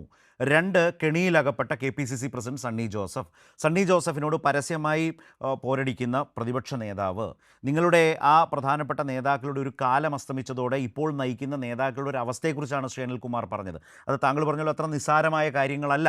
അപ്പോൾ അതാണ് ഇതിലെ ഒരു ഗൗരവമായ വശം. അതിനൊരു മറുപടി കൂടി ഉണ്ടെങ്കിൽ നമുക്ക് മറ്റു വിഷയങ്ങളിലേക്ക് പോകും. അത് മറുപടി ഉണ്ടല്ലോ, രാഷ്ട്രീയം പറയണമല്ലോ. അതായത് ഒരു 70കളിൽ കോൺഗ്രസിൽ ഉണ്ടായ ഒരു നേതൃമാറ്റം എന്ന് പറഞ്ഞാൽ അന്നത്തെ KIC youth Congress, Oommen Chandy, AK Antony, അല്ലെങ്കിൽ MA ജോണ്, വന്ന ഒരു നിരയുണ്ടല്ലോ, ആ ഒരു നേതൃമാറ്റം. അതിനുശേഷം യഥാർത്ഥത്തിൽ കോൺഗ്രസിൽ ഇപ്പോൾ യഥാർത്ഥത്തിൽ ഉണ്ടായിരിക്കുന്ന ഒരു നേതൃമാറ്റം ഇപ്പോഴാണ്. ഞങ്ങൾക്കൊരു പുതിയ തലമുറയും ഒരു പുതിയ ടീമും വന്നിരിക്കുകയല്ലേ. അനിൽകുമാറൊക്കെ അത്ഭുതപ്പെട്ടു പോകില്ലേ നിങ്ങളുടെ ഈ കുറെ ഇതാണ് ആ ടീമെങ്കിൽ ഗംഭീരമാകും. റീൽസും നുണ നിർമ്മാണവും എന്ന വിമർശനമുണ്ട്. അതിനുകൂടി മറുപടി പറഞ്ഞോളൂ. Let me talk. അനിൽകുമാർ പറഞ്ഞപ്പോ അങ്ങ് ഒരു കാര്യം അങ്ങനെയല്ല, പോയിന്റിലേക്ക് വരാൻ വേണ്ടിയിട്ടാണ്. അല്ല, ഞാൻ പറഞ്ഞത് അതുകൊണ്ട് കോൺഗ്രസിന്റെ നേതൃത്വ നിരയെക്കുറിച്ചോ അല്ലെങ്കിൽ കോൺഗ്രസിന്റെ നേതൃത്വ നിരയുടെ കഴിവിനെ കുറിച്ചോ അനിൽകുമാർ ഉത്കണ്ഠപ്പെടേണ്ടതില്ല. ഞങ്ങൾക്ക് വളരെ പക്വമായിട്ടുള്ള ഒരു എന്താ പറയുക നല്ല കാലിബറുള്ള, അത് ഷാഫി പറമ്പിലാണെങ്കിലും VT ബൽറാം ആണെങ്കിലും മാത്യു കുഴൽനാടനാണെങ്കിലും അങ്ങനെ വന്നു കഴിഞ്ഞാൽ CR മഹേഷ് ഉൾപ്പെടെ നമ്മുടെ ആലുവ MLA അൻവർ സാദത്ത് ഉൾപ്പെടെ ഞങ്ങൾക്ക് ഒരുപക്ഷെ CPM-നോ അല്ലെങ്കിൽ അവരുടെ യുവജന സംഘടനകൾക്കോ സങ്കല്പിക്കാൻ പോലും കഴിയാത്ത രീതിയിലുള്ള. ഇനി ഞാൻ ചോദിക്കുന്നു, മാർക്സിസ്റ്റ് പാർട്ടിയുടെ നേതൃനിര ഈ 80-81 വയസ്സിൽ എത്തിയിരിക്കുന്ന പിണറായി വിജയനെ കഴിഞ്ഞാൽ പിന്നെ നിങ്ങളൊന്ന് എടുത്തു പറയുന്നേ ഒരു നേതൃനിര നിങ്ങളുടെ നേതൃത്വ നിരയിലേക്കുള്ളത്. പാർട്ടിയുടെ സംസ്ഥാന കമ്മിറ്റിയുടെ ജനറൽ സെക്രട്ടറി പിണറായി വിജയന്റെ ഒരു നിഴലോ ഒക്കെ വാലോ കോലോ ജൂലോ എന്നൊക്കെ പറയുന്ന പോലെ നിഴലായി പ്രവർത്തിക്കുന്നു എന്നുള്ളതാ നിങ്ങൾ ഈ അഭിമാനപ്പെടുന്ന ഈ 2ാം നിര നേതൃത്വം നിങ്ങളുടെ പാർട്ടിയിൽ ആരാണെന്ന് നിങ്ങളൊന്ന് പറയുന്നത് നമുക്കൊക്കെ ചർച്ച ചെയ്യാവുന്ന വിഷയം. മന്ത്രിമാരൊക്കെ മോശമാണോ? അതാണ് സേനാപതി ഉദ്ദേശിച്ചത്. ഇപ്പോൾ മാത്യു കുഴൽനാടനെ ഉദാഹരിച്ചു, ഷാഫി ഉദാഹരിച്ചു, ബൽറാമിനെ ഉദാഹരിച്ചു, അങ്ങനെ കുറേ ആളുകളെ ഉദാഹരിക്കുമ്പോൾ ഇപ്പുറത്ത് മന്ത്രിമാരായിരിക്കുന്നവർ ആ പാർട്ടിയുടെ CPIM-ന്റെ ഇടതുമുന്നണിയുടെ മുഖമായിട്ടുള്ള വളരെ പ്രധാനപ്പെട്ട ആ നേതൃനിരയിലെ ആളുകളല്ലേ ഓരോരുത്തരും? KN ബാലഗോപാൽ, മുഹമ്മദ് റിയാസ്, MB അനിൽകുമാർ വളരെ ആവേശം കൊണ്ടത് എന്താണ്, കോൺഗ്രസിന്റെ നേതൃനിര ആന്റണി മാറിയില്ല, ഉമ്മൻചാണ്ടി ഇല്ല. ഇത് ഒരു കാലഘട്ടം. അതുകൊണ്ടല്ല സേനാപതി, നോക്കൂ, നിങ്ങൾ അങ്ങനെ പറഞ്ഞു കൊണ്ടുവന്ന രാഹുൽ മാങ്കൂട്ടം എവിടെ എത്തി നിൽക്കുന്നു? രാഹുൽ മാങ്കൂട്ടത്തെ സംരക്ഷിച്ച് ഷാഫി പറമ്പിലിന്റെ അവസ്ഥ എന്തായി? മാത്യു കുഴൽനാടൻ ഏറ്റെടുത്ത നിയമ പോരാട്ടങ്ങളെല്ലാം പരാജയപ്പെട്ടില്ലേ? അവസാനം സുപ്രീം കോടതിയിൽ നടക്കം ലക്ഷക്കണക്കിന് ഫൈൻ അടിക്കുന്ന ഒരു അവസ്ഥയിൽ എത്തപ്പെട്ട കോൺഗ്രസിന്റെ അഭിഭാഷക പ്രഗത്ഭനല്ലേ അദ്ദേഹം? അപ്പോ ഈ പ്രാഗൽഭ്യത്തെ കുറിച്ച് നമ്മൾ ആ വിഷയം മാത്യു കുഴൽനാടൻ ഉയർത്തിയ വിഷയം അതൊക്കെ ഇപ്പോഴും SFIയുടെ എന്താ പറഞ്ഞ അതിന്റെ ഫയലിൽ ഇരിക്കുന്നു. ആ കാര്യങ്ങളൊക്കെ വളരെ കൃത്യമായിട്ട് ഇപ്പോഴും ആ കാര്യങ്ങളൊക്കെ നിലനിൽക്കുന്നു എന്നുള്ളതാണ്. പിന്നെ വിജിലൻസ് കോടതിയിൽ തോറ്റില്ലേ? ഹൈക്കോടതിയിൽ തോറ്റില്ലേ? ഹൈക്കോടതി ഒരേ വിഷയത്തിൽ എത്ര കേസുകൾ? ഹർജിക്കാരനായും അഭിഭാഷകനായും അപ്പീർ ചെയ്ത ആളല്ലേ മാത്യു കുഴൽനാടൻ? തോൽവികളെ മൂടി വെക്കാമോ? റീൽസിലൂടെ ഒരു രാഷ്ട്രീയ പ്രവർത്തനത്തെ രൂപപ്പെടുത്താമെന്ന് ധരിച്ച യുവ നേതൃത്വം ഏതവസ്ഥയിലായി? പറഞ്ഞു. അല്ല, ഞാൻ ചോദിക്കുന്ന അവിടുത്തെ അടിസ്ഥാനപരമായ പ്രശ്നം SFIയുടെ മുന്നിൽ ഇപ്പോഴും നിൽക്കുന്നുണ്ടല്ലോ. SFIO തള്ളിയിട്ടില്ലല്ലോ. ആ കാര്യത്തെക്കുറിച്ചുള്ള അന്തിമ വിധി വരട്ടെ, അപ്പൊ നമുക്ക് ആ കാര്യത്തെക്കുറിച്ച് ചർച്ച ചെയ്യാം. സാർ, ഇത് പറയുമ്പോൾ ഞാൻ വേറൊരു കാര്യം ചെയ്യും. നമ്മൾ ഈ താരതമ്യം ചെയ്യുന്നതുകൊണ്ടാണ് നിങ്ങൾ ഇങ്ങനെ ഊറ്റം കൊള്ളുമ്പോൾ അപ്പുറത്ത് എന്താണ് DYFIയുടെ നേതാക്കൾ, ആ യുവജന സംഘടന പ്രളയകാലത്താകട്ടെ, ഈ കോവിഡ് കാലത്താവട്ടെ, അത് കഴിഞ്ഞിപ്പോൾ മുണ്ടക്കൈ ചൂരൽമലയാവട്ടെ, അവർ വലിയ തോതിലുള്ള സാമൂഹ്യ പ്രവർത്തനം ഏറ്റെടുത്ത് വലിയ ശക്തമായി മാതൃകാപരമായി പ്രവർത്തിക്കുന്നു. അതുപോലെ ഈ മന്ത്രിമാർ, നിങ്ങൾ ഈ പറഞ്ഞതുപോലെ ഈ കാലയളവിൽ നിങ്ങൾക്ക് ഈ മന്ത്രിമാർക്ക് ഒരാൾക്കെങ്കിലും എതിരെ ഒരു അഴിമതി ആരോപണം മുന്നോട്ട് കൊണ്ടുപോകാൻ കഴിഞ്ഞിട്ടുണ്ടോ? ഉണ്ടോ? അതിദാരിദ്ര്യ നിർമ്മാർജ്ജനം പോലെയുള്ള ശക്തമായ നടപടികളുമായി മുന്നോട്ട് പോകുന്ന നിലയിൽ അവർ പെർഫോം ചെയ്യുന്നില്ലേ? എൻ്റെ ചോദ്യമാണ്. താങ്കൾക്ക് നിരാകരിക്കാം. എവിടെയാണ് ശരത്തെ ഈ അതിദരിദ്രരെ ആ നിർമ്മാർജ്ജനം ചെയ്തത്? നിങ്ങൾ വന്നേ, നാട്ടിലോട്ട് ഇറങ്ങി വാ. ശരി നിങ്ങൾ നാട്ടിൽ ഇറങ്ങി വരുമ്പോൾ ഞങ്ങൾ ഇതൊക്കെ നിങ്ങളെ കാണിക്കാവുന്ന, ഇത് ഓക്കെ ഓക്കെ ഭൗതിക ശരി ജനങ്ങളുടെ മുമ്പിൽ നിൽക്കുന്ന യാഥാർത്ഥ്യങ്ങളെ കുറിച്ചാണ് നമ്മൾ ചർച്ച ശരി ചെയ്യുന്നത്. ശരി അപ്പോൾ അനിൽകുമാർ പറഞ്ഞ കാര്യങ്ങൾ, ഉം. കോൺഗ്രസിന് ഒരു നേതൃനിര രണ്ടാം നിര ഇല്ലെന്ന്, കോൺഗ്രസിന് ശക്തമായ നേതൃനിരയും ഉണ്ട് രണ്ടാം നിര, അത് ഉം. കാലത്തിന്റെ ഒരു അനിവാര്യമായ ഘടകമല്ലേ. ഹൂ ആഫ്റ്റർ നെഹ്റു എന്ന് ചോദിച്ചാൽ നെഹ്റുവിന് ശേഷം ആരും ഉണ്ടാവില്ല എന്നുള്ളതല്ലല്ലോ, ഉണ്ടായി അങ്ങനെ നേതൃത്വം. പിന്നെ കോൺഗ്രസ് ദുർബലമാണ് എന്ന് പറയുന്ന അദ്ദേഹത്തോട് ഞാൻ ചോദിക്കുന്നു, ശരി CPM-ന്റെ ദുർബലത അതെന്താ? അത് അങ്ങ് മനസ്സിലാക്കാത്ത? 3 ഓക്കെ സംസ്ഥാനത്ത് CPM അല്ലാതെ വേറെ ആരും വരികയില്ല. മാറ്റം എന്നുള്ളത് ബംഗാളിൽ CPM ഒഴിച്ച് ബാക്കി എല്ലാത്തിനും വരുമെന്ന് പറഞ്ഞ്, ഇതൊക്കെ കാലത്ത് ഓരോ കാലഘട്ടങ്ങളിൽ ഉണ്ടാകുന്ന പ്രതിസന്ധികൾ. അപ്പോ അല്ല, പ്രതിസന്ധി അപ്പൊ ഞങ്ങൾക്ക് നല്ല നേതൃനിരയുണ്ട്. ഞങ്ങൾ ഈ കാര്യങ്ങളെ കുറിച്ചൊക്കെ വളരെ സുവ്യക്തമായ അഭിപ്രായങ്ങളും പറയും. ശരി ഇപ്പൊ നമ്മൾ ചർച്ച ചെയ്യുന്ന വിഷയം എന്ന് പറഞ്ഞ് ത്രിതല പഞ്ചായത്ത് വരാം തെരഞ്ഞെടുപ്പിൽ. ഓരോന്നിലേക്ക് വരാം സർ, വരാം. അതെ, ഞാൻ അതാ അല്ല, അപ്പൊ നിബിൻ കൃഷ്ണയിലേക്ക് കൂടെ ഒന്ന് പോയ ശേഷം വരാം. നേരത്തെ അതിനൊരു രാഷ്ട്രീയമായ മറുപടിയാണല്ലോ താങ്കൾ പറഞ്ഞ ഈ വിഷയം. ഇതിന് വിവിധ തലങ്ങൾ ഈ തെരഞ്ഞെടുപ്പ് ദിവസവും നിബിൻ നമ്മുടെ മുമ്പിലേക്ക് വന്നു, വലിയ രാഷ്ട്രീയ വാർത്തകളായി വന്നത് തന്നെയാണ്. തെരഞ്ഞെടുപ്പ് ദിവസം ഉണ്ടാകുന്ന ഇത്തരം പ്രശ്നങ്ങളൊക്കെ വളരെ പ്രധാനപ്പെട്ട വാർത്ത തന്നെയാണ്. ഭിന്ന നിലപാടുകൾ, അതിനിടയിൽ ഒളിവിൽ 10-15 ദിവസം കഴിഞ്ഞ ആളുടെ മടങ്ങി വരവ് പോളിംഗ് ബൂത്തിലേക്ക്. ഇത് BJPയെ സംബന്ധിച്ച് ഈ തെരഞ്ഞെടുപ്പിൽ വോട്ടർമാർക്കിടയിൽ ചർച്ച ചെയ്യപ്പെട്ട ഒരു വിഷയമായി BJP വിലയിരുത്തിയിട്ടുണ്ടോ? ഇന്നത്തെ അതടക്കം സാഹചര്യങ്ങളെ വെച്ചിട്ടാണ് എൻ്റെ ചോദ്യം. തദ്ദേശ സ്വയംഭരണ സ്ഥാപനങ്ങളിലേക്കുള്ള തെരഞ്ഞെടുപ്പിൽ ഉം. LDF പൊന്നിലും UDF പെണ്ണിലും കുടുങ്ങി നിന്നപ്പോൾ വികസിത കേരളത്തിനായി ഭാരതീയ ജനതാ പാർട്ടി വികസനം പറഞ്ഞ് കേരളത്തിലെ ജനങ്ങളിലേക്ക് ചെന്നു. അത് ഫലം കണ്ടു. അത് 13-ാം തീയതി വോട്ടെണ്ണുമ്പോൾ നിങ്ങൾക്ക് സ്റ്റേറ്റ്മെന്റ് അല്ലേ ചോദിച്ചത്, മനസ്സിലായി. അതെനിക്ക് മനസ്സിലായി. ഓരോ വിഷയം ഞാനത് പറഞ്ഞോട്ടെ, ഞാൻ ഈ പോയിന്റിലേക്ക് വരാന്നേ. വികസനമൊക്കെ പുറകെ വരണം. അല്ലല്ല, ഞാൻ പറയട്ടെ. നിങ്ങൾ ഈ പറഞ്ഞ നിലവാരം കുറഞ്ഞ ചർച്ചയിലേക്ക് ഞാൻ വരാം. ഞാൻ ആദ്യം പൊതുകാര്യം എന്ന് പറഞ്ഞോട്ടെ. ആരാണ് കൂടുതൽ മോശം എന്നല്ലേ ചർച്ച? LDF ആണോ UDF ആണോ കൂടുതൽ മോശം? മാത്യു ആണോ, എൽദോസ് കുന്നപ്പള്ളിയാണോ, രാഹുലാണോ കൂടുതൽ മോശം? അല്ലെങ്കിൽ PK ശശിയാണോ, അല്ലെങ്കിൽ മറ്റേതെങ്കിലും ജയരാജന്മാരാണോ കൂടുതൽ മോശം എന്നുള്ളതല്ലേ ചർച്ച? അല്ല, ആ ചർച്ചയിലേക്ക് വരുന്നതിന് കേരളത്തിൽ നിബിൻ അങ്ങനെയാണ് മനസ്സിലായി ആയിക്കോളൂ. എനിക്ക് കാര്യം മനസ്സിലായി. കൃത്യമായി പറഞ്ഞത് ഇന്നടക്കം വന്നിട്ടുള്ള പൊളിറ്റിക്കൽ ഡെവലപ്മെന്റ്സും പ്രതികരണങ്ങളും വെച്ചിട്ടുള്ള നിങ്ങളുടെ സമീപനത്തെ കുറിച്ചാണ്. അല്ല, ഞങ്ങളുടെ സമീപനം വ്യക്തമാണ്. ഈ ശബരിമലയിൽ ഇത്തരത്തിലുള്ള വലിയ കൊള്ള നടത്തിയ LDFനെതിരെയും ഒരു MLA അല്ല, ഒരു സാധാരണ മനുഷ്യൻ പെരുമാറാൻ പാടില്ലാത്ത രീതിയിൽ മനുഷ്യത്വരഹിതമായി സഹജീവികളോട് പെരുമാറിയ യൂത്ത് കോൺഗ്രസ് നേതൃത്വത്തിനെതിരെയുമാണ് BJPയുടെ നിലപാട്. പക്ഷേ BJP മുന്നോട്ട് വെക്കുന്നത് വികസനത്തിൻ്റെ രാഷ്ട്രീയമാണ്.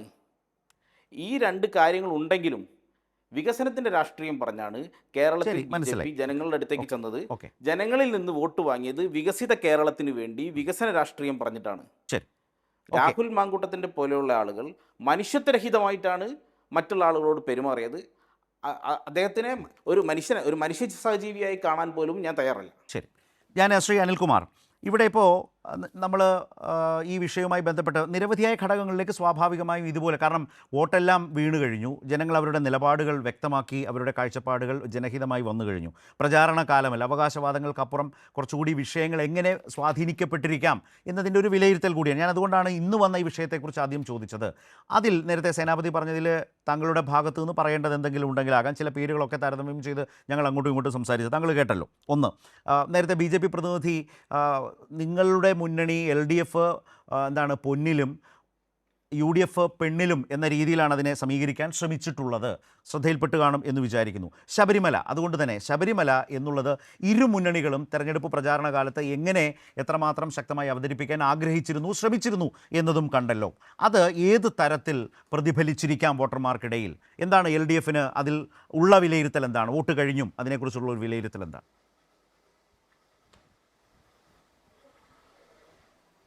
ഇടതുപക്ഷ ജനാധിപത്യ മുന്നണി സർക്കാരിൻ്റെ പൊതു സ്വഭാവം എന്ന് പറയുന്നത് അഴിമതിക്കെതിരായ പോരാട്ടത്തിലാണ്. അത് കേരളത്തിലെ ഏറ്റവും പ്രധാനപ്പെട്ട പ്രത്യേകത സർക്കാർ ഓഫീസിൽ പോകുന്നവർക്ക് മനസ്സിലാവും. നമ്മൾ ഈ ഓൺലൈൻ ആക്കുക എന്ന് പറയുമ്പോൾ ഓൺലൈൻ ആക്കുന്നതിൻ്റെ എല്ലാ സാധ്യതകളും സുതാര്യതയാണ്, അതിൻ്റെ ട്രാൻസ്പാരൻസിയാണ്. അത് അഴിമതി ഒഴിവാക്കാനാണ്. രണ്ട്, കേരളത്തിലെ ഒരു മന്ത്രിക്കെതിരായിട്ടും ഒരു അഴിമതിയുടെ ആരോപണവും നിലവിലില്ല. ഒരു കേസും നിലവിലില്ല. 3, പ്രതിപക്ഷ നേതാക്കന്മാരെല്ലാം കെട്ടിച്ചമച്ച എല്ലാ കേസുകളും തകർന്നടിച്ചു, അവർ തോറ്റു. ഇത്തരം ഒരു പശ്ചാത്തലത്തിൽ 2019 ശബരിമലയിലുണ്ടായ ഒരു സംഭവം, ആ സംഭവം ഇടതുപക്ഷ ജനാധിപത്യത്തിനുള്ള രാഷ്ട്രീയ ബാധ്യതയാണോ എന്നുള്ളതാണ് ചോദ്യം. സർക്കാരിൻ്റെ നിയമബാധ്യതയാണ്, മുന്നണിയുടെ രാഷ്ട്രീയ ബാധ്യതയാണോ? ഇതാണ് പ്രധാനപ്പെട്ട ചോദ്യം. എന്താണ് LDFൻ്റെ ഉത്തരം?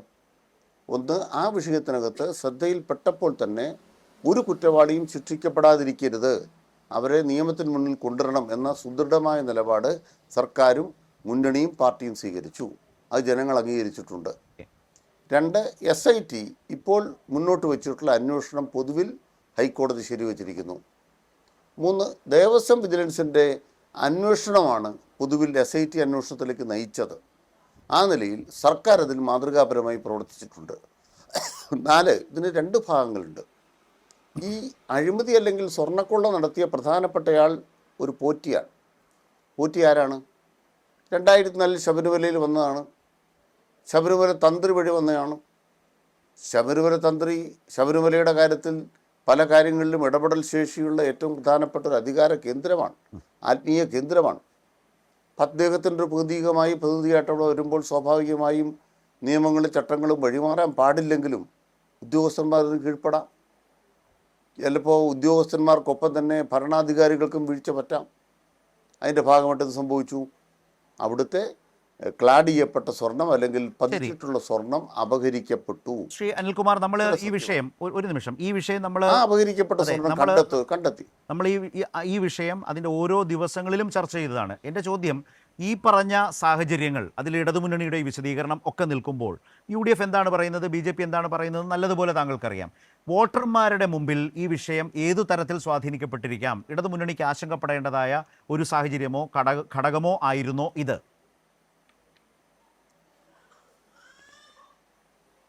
അല്ല, ഇത് കേരളത്തിലെ പിണറായി സർക്കാർ ആയതുകൊണ്ടും സർക്കാരിൻ്റെ വിജിലൻസ് കണ്ടെത്തിയ കാര്യങ്ങൾ കോടതിയുടെ മുമ്പിൽ എത്തിയത് കൊണ്ടാണ് അന്വേഷണം ഈ വഴിക്ക് പോയത്. SIT രൂപീകരിക്കുന്നത് എങ്ങനെയാണ്? വിജിലൻസിൻ്റെ റിപ്പോർട്ടിന്മേലാണ് SIT ഉണ്ടാകുന്നത്. വിജിലൻസിൻ്റെ എല്ലാ റിപ്പോർട്ടും ഹൈക്കോടതി ശരിവെച്ചു. ഇതെല്ലാം ജനങ്ങൾക്കറിയാവുന്ന കാര്യങ്ങളാണ്. എൻ്റെ പോയിന്റ് എന്ന് പറയുന്നത് കൃത്യമായിട്ട് പറയാൻ ആഗ്രഹിക്കുന്നു.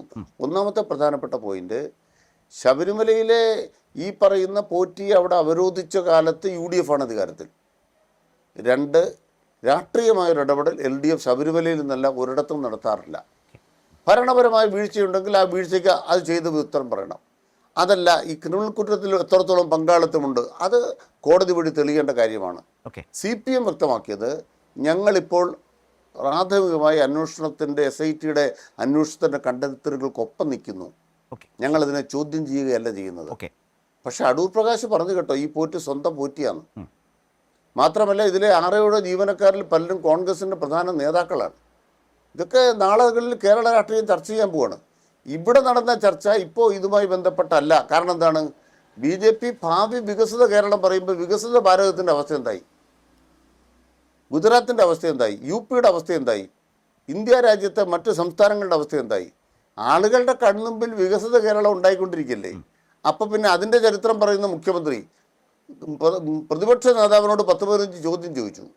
ആ മുഴുവൻ ചോദ്യത്തിനും പ്രതിപക്ഷ നേതാവിന് ഉത്തരവില്ല. എന്താ ഉത്തരവില്ലാത്തത്? ആ പറയുന്നതെല്ലാം ചരിത്രത്തിന് മുന്നിൽ വികസനത്തെ തകർക്കാൻ പ്രതിപക്ഷവും BJPയും കൂടി. കീഴാറ്റൂർ സമരത്തിൽ സുരേഷ് ഗോപി ഇല്ലേ? B ഗോപാലകൃഷ്ണൻ ഇല്ലേ? ഇതിന് ഏത് കാര്യത്തിലാണ് BJP പിന്തുണയ്ക്കാത്തത്? ഇപ്പോൾ വികസിത കേരളം പറയുമ്പോൾ UDFനോടൊപ്പം നിന്ന് മുടക്കാൻ നേതൃത്വം കൊടുത്തു BJPയുടെ ഗവൺമെൻറ്. വികസിത കേരളം എന്ന അജണ്ടയായിരുന്നെങ്കിൽ വിഴിഞ്ഞത്തിന് പണം തരൂല്ലേ? വികസിത കേരളം എന്നൊരു അജണ്ട ഉണ്ടായിരുന്നെങ്കിൽ നിങ്ങൾ ചൂരൽമല മുണ്ടക്കൈ ദുരന്തത്തിന് സഹായം നൽകൂലേ? എന്താ കേരളത്തിന് സഹായം? കേരളത്തെ തകർത്തിട്ട് വികസിത കേരളോ, BJPയുടെ വികസിത കേരളോ? ഇതൊന്നും നാട്ടിലെ ജനങ്ങൾ വകവെക്കാൻ പോകുന്നില്ല എന്ന നല്ല ആത്മവിശ്വാസം ഞങ്ങൾക്കുണ്ട്. ഞാൻ ഈ വിഷയത്തിൽ ഇപ്പോൾ ഈ തെരഞ്ഞെടുപ്പിൽ രാഹുൽ മാങ്കൂട്ടത്തിൽ ഒരു വലിയ തെരഞ്ഞെടുപ്പ് വിഷയമായി വന്ന ഘട്ടത്തിൽ അതിനെ മറികടക്കാൻ ശബരിമല ഉച്ചത്തിൽ പറയാൻ ശ്രമിച്ചൊരു UDFനെ തെരഞ്ഞെടുപ്പ് പ്രചാരണ കാലത്ത് ശ്രീ സേനാപതി വേണു കണ്ടിരുന്നു. പക്ഷേ അതൊരു മുഖ്യ വിഷയമാക്കാൻ കഴിയാത്ത വിധം വസ്തുതാപരമായി പരിശോധിച്ചാൽ പലതും കാണാം. അതിന് പ്രതിപക്ഷത്തിന് UDFനടക്കം BJPക്കായാലും തടസ്സമായി നിന്നത് ജനങ്ങൾക്ക് നമ്മുടെ നിയമവ്യവസ്ഥയിൽ വലിയ വിശ്വാസമുണ്ട്. ഹൈക്കോടതിയുടെ ദേവസ്വം ബെഞ്ച്, ഡിവിഷൻ ബെഞ്ച് അത് ആകെ പരിശോധിച്ച് ഓരോ സ്റ്റെപ്പിലും ശ്രീ അനിൽകുമാർ പറഞ്ഞതുപോലെ ദേവസ്വം വിജിലൻസ് തുടങ്ങി വെച്ച സ്റ്റെപ്സ് അതിനെ പൂർണ്ണമായും അംഗീകരിച്ച് അതിൻ്റെ തുടർച്ചയിൽ തുടരന്വേഷണത്തെ മുന്നോട്ട് കൊണ്ടുപോയി ആ നിലയിൽ ഓരോ ഘട്ടത്തിലും ഏതെങ്കിലും തരത്തിൽ ഹൈക്കോടതിയുടെ വിമർശനങ്ങൾക്ക് ഇന്നടക്കം ചാൻസലറായിട്ടുള്ള ഗവർണർക്ക് സുപ്രീം കോടതിയിൽ നിന്ന് വലിയ തിരിച്ചടി ഉണ്ടായിട്ടുണ്ട് ആ കേസിൽ VC നിയമനവുമായി ബന്ധപ്പെട്ട്. ഈ കേസുമായി ബന്ധപ്പെട്ട് ഏതെങ്കിലും ഒരു ഘട്ടത്തിൽ അങ്ങനെ പറയാൻ കഴിയുമോ? മാത്രമല്ല സർക്കാർ മുൻകൂറായി പ്രതിപക്ഷമൊക്കെ ഒരു അന്വേഷണം ഡിമാൻഡ് ചെയ്യും മുമ്പ് തന്നെ ഹൈക്കോടതിയോട് പോയി പറയുന്നു അന്വേഷണം തുടരന്വേഷണം കോടതിയുടെ മേൽനോട്ടത്തിൽ വേണം, അതനുസരിച്ച് മുന്നോട്ട് പോകുന്നു. ഇത് നിങ്ങൾക്ക് തെരഞ്ഞെടുപ്പിൽ എൻകാഷ് ചെയ്യാൻ പറ്റുന്ന ഒരു മുഖ്യ വിഷയമാക്കാൻ കഴിയുന്നതിൽ ഒരു വലിയ തടസ്സം തന്നെയായിരുന്നില്ലേ ഹൈക്കോടതിയുടെ സ്റ്റെപ്പ്, ആ ഹൈക്കോടതി സർക്കാരിനെ വിമർശിക്കാതിരുന്നത്, നടപടികളെ ശരിവെച്ചത്? ശരത്തെ, CPM-ന്റെ 2 പ്രമുഖ നേതാക്കൾ ജയിലിൽ കിടക്കുന്നത് ഡൽഹിയിലെ കർഷക സമരത്തിൽ പോയവരല്ല.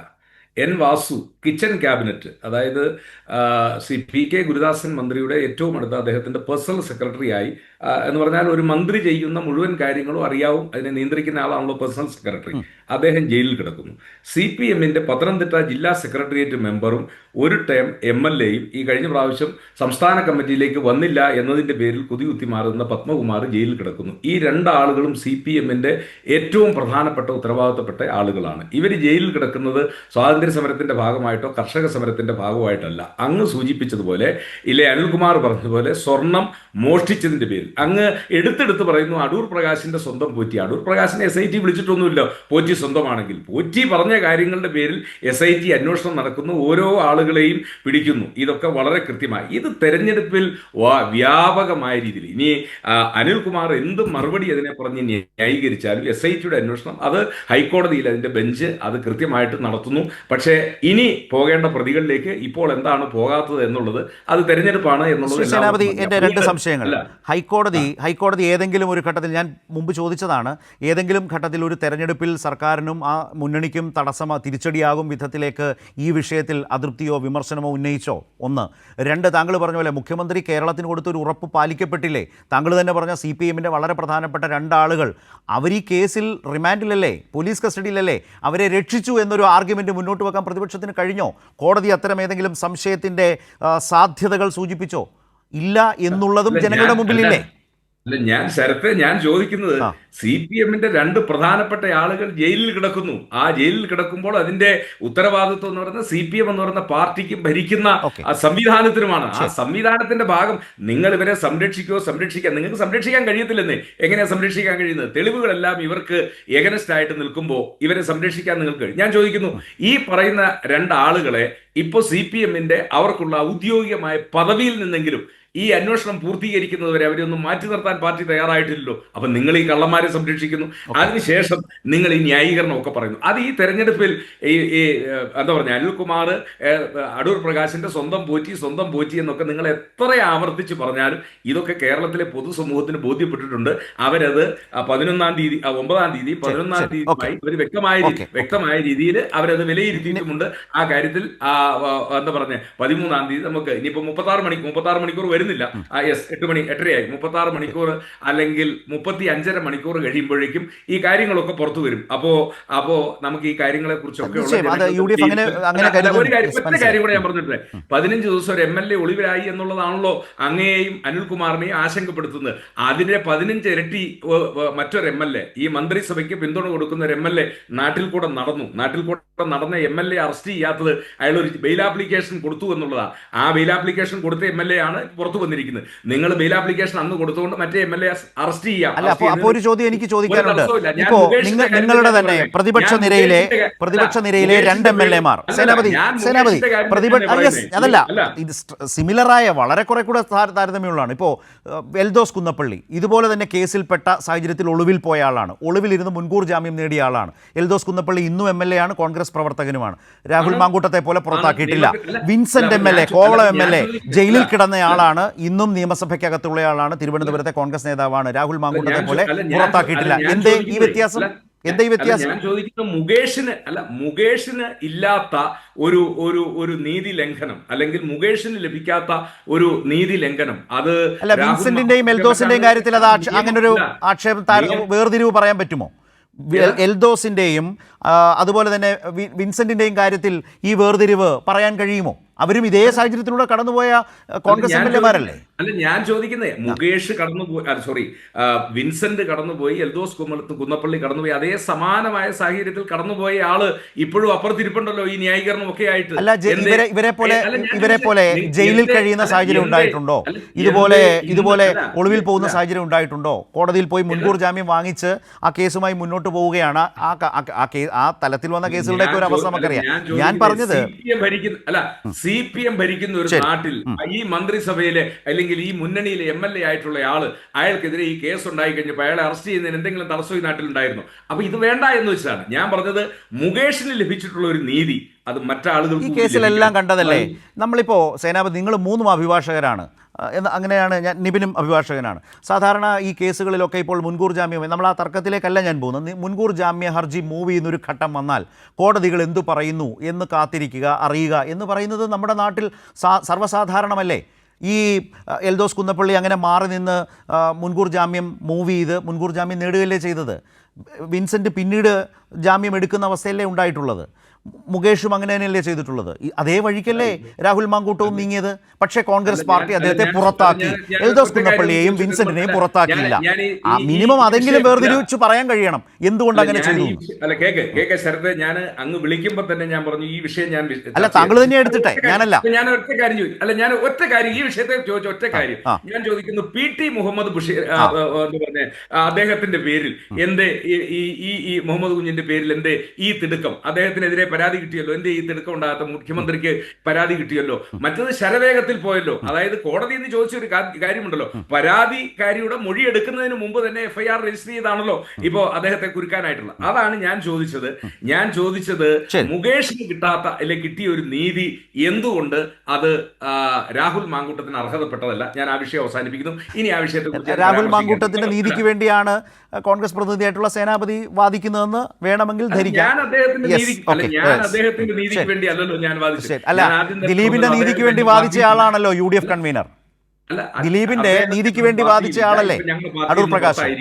നിയമത്തിന്റെ വഴിക്ക് പോകട്ടെ, അത് ആ കാര്യങ്ങളൊക്കെ നിയമപരമായി. ഞാൻ നിപിനിലേക്ക്, അഡ്വക്കേറ്റ് നിപിൻ, ഇപ്പോൾ ഈ വിഷയവുമായി ബന്ധപ്പെട്ടൊക്കെ പറയുമ്പോഴും നിങ്ങളൊരു വലിയ ക്യാമ്പയിൻ മെറ്റീരിയലായി കാണുമ്പോൾ ആ ക്യാമ്പയിൻ മെറ്റീരിയൽ നിങ്ങൾക്ക് തന്നെ തിരിച്ചടിയാവുന്ന നിരവധി അനുഭവങ്ങൾ. ഇപ്പോൾ അതാണ് വികസിത ഭാരതത്തെക്കുറിച്ച് നേരത്തെ ശ്രീ അനിൽകുമാർ ചോദിച്ചത്. നിങ്ങൾ വികസിത കേരളം ഒരു യാഥാർത്ഥ്യമാകുമ്പോൾ വികസിത ഭാരതം എന്നത് നിങ്ങൾ ഭരിക്കുന്ന സംസ്ഥാനങ്ങളെ താരതമ്യം ചെയ്ത് കേരളത്തെക്കാൾ മുൻപിലാണ് എന്ന് പറയാൻ കഴിയാത്ത കേരളത്തിലെ BJPക്ക് എന്താണ് വികസിത കേരളം എന്ന നിലയിൽ ഒരു ബദൽ മുന്നോട്ട് വെക്കാൻ കഴിയുക? അത് കേവലം പറഞ്ഞാൽ പോരല്ലോ.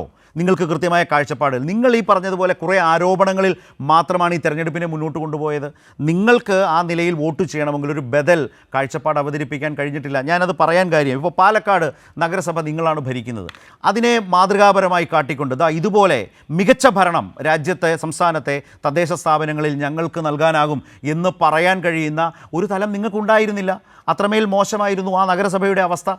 അപ്പോൾ ഇതാണ് ഇതിൻ്റെ ഒരു തലം. നിങ്ങൾക്കൊരു ബദൽ കാഴ്ചപ്പാടെ അവതരിപ്പിക്കാൻ കഴിഞ്ഞില്ല. കേന്ദ്രാവിഷ്കൃത പദ്ധതികളുടെ കുറേ പേരുകൾ പറയുക, വികസിത ഭാരതം എന്ന് പറയുക എന്നതിനപ്പുറത്തേക്ക് വോട്ടർമാരെ സ്വാധീനിക്കുന്ന നിലയിൽ മികവുകൾ അവതരിപ്പിക്കാൻ ഇല്ലായിരുന്നു എന്നുള്ളൊരു യാഥാർത്ഥ്യമാണ്.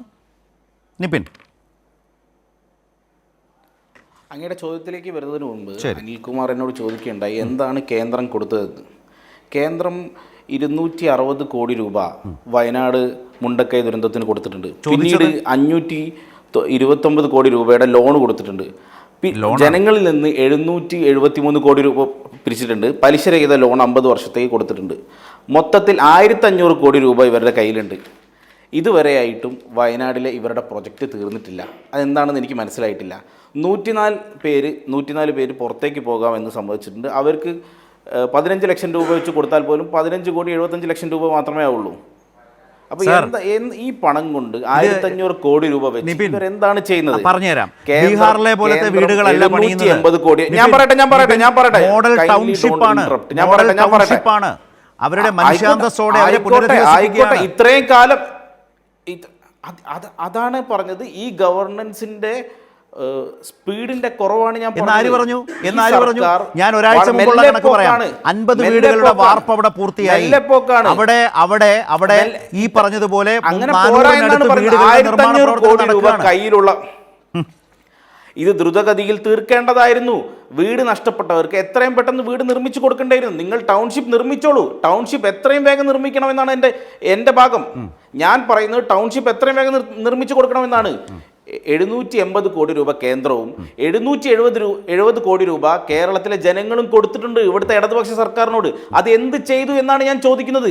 അത് ചോദിക്കുമ്പോൾ കേന്ദ്രം കൊടുത്തിട്ടില്ല എന്ന് നട്ടാൽ നുണയ്ക്കത്ത നുണ പറയരുത്. അനിൽകുമാർ നുണയാണ് പറയുന്നത്. ഈ പോയിന്റ് മാത്രം ഒരു കാര്യം കൂടെ പറയട്ടെ. ഒരു 30 സെക്കൻഡ് കൂടെ പറയട്ടെ. ഒരു കാര്യം കൂടെ അദ്ദേഹം പറഞ്ഞു വിജിലൻസ് കേരള സർക്കാർ ഒരു 30 സെക്കൻഡ്സ് പറയട്ടെ.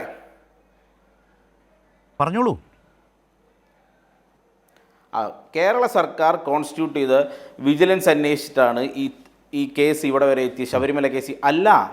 കേരള സർക്കാർ വിജിലൻസിനെ സ്പെഷ്യൽ ഇൻവെസ്റ്റിഗേഷൻ ടീം കോൺസ്റ്റിറ്റ്യൂട്ട് ചെയ്തു. റിപ്പോർട്ട് സബ്മിറ്റ് ചെയ്തു ഹൈക്കോടതിയിൽ. അതിൽ ഡിസ്ക്രിപ്പൻസി ഉണ്ട് എന്ന് ഹൈക്കോടതി പറഞ്ഞു. ഹൈക്കോടതി പുതിയ ടീം കോൺസ്റ്റിറ്റ്യൂട്ട് ചെയ്തു. ഇതാർക്കും അറിയാത്തത്? പത്രം വായിക്കുന്ന ആളുകൾ, നിങ്ങളെ ചാനൽ കാണുന്ന കൈരളി കാണുന്ന ആളുകളും പത്രം വായിക്കുന്ന ആൾക്കാരാന്നേ. നിങ്ങൾ ആ പ്രേക്ഷകരാന്ന് വിചാരിച്ചോരെന്ന് പറയണ്ട. നിപിൻ, നിങ്ങളൊരു അഭിഭാഷകനല്ലേ? ദേവസ്വം സർക്കാരിന്റെ വിജിലൻസ് അല്ല, അവിടെ തന്നെ തെറ്റി. സർക്കാരിന്റെ വിജിലൻസ് അല്ല, ദേവസ്വം വിജിലൻസ്.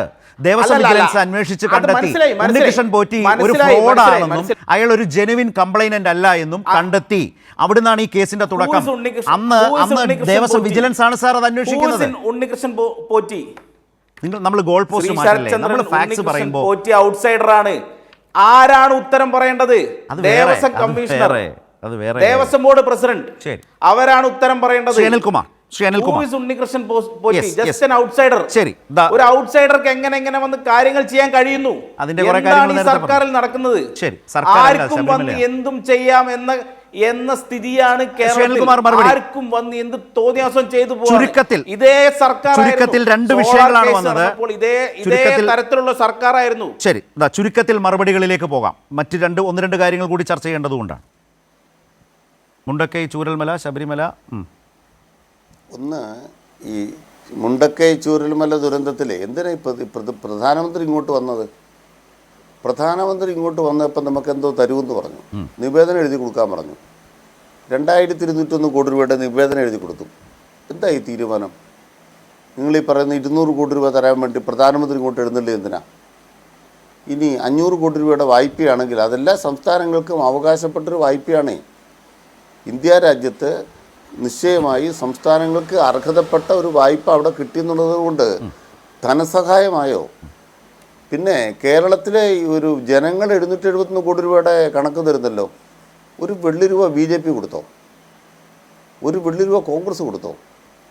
നിങ്ങളെല്ലാം ആ ഘട്ടത്തിൽ ഒരു വെള്ളി രൂപ സഹായം കൊടുക്കരുത്, ഇതല്ലേ നിങ്ങൾ പറഞ്ഞുകൊണ്ടിരുന്നത്.